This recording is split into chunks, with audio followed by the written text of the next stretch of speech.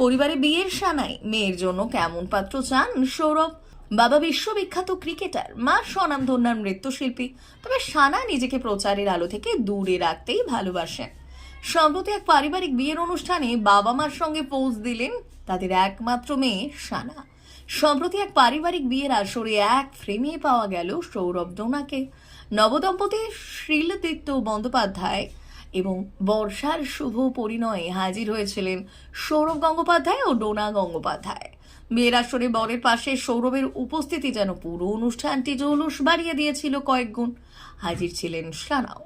বিয়ের অনুষ্ঠানে সৌরভকে দেখা গেল নেভি ব্লু ব্লেজার এবং কালো শার্টে, তার সেই চিরকালীন মার্জিত লুকে। অন্যদিকে ডোনা গঙ্গোপাধ্যায় বেছে নিয়েছিলেন একটি চেক নকশার সাদা কালো শাড়ি। কনে বর্ষা সেজেছিলেন টকটকে লাল বেনারসিতে, আর বরের পরনে ছিল ঘি রঙের জমকালো শেরওয়ানি।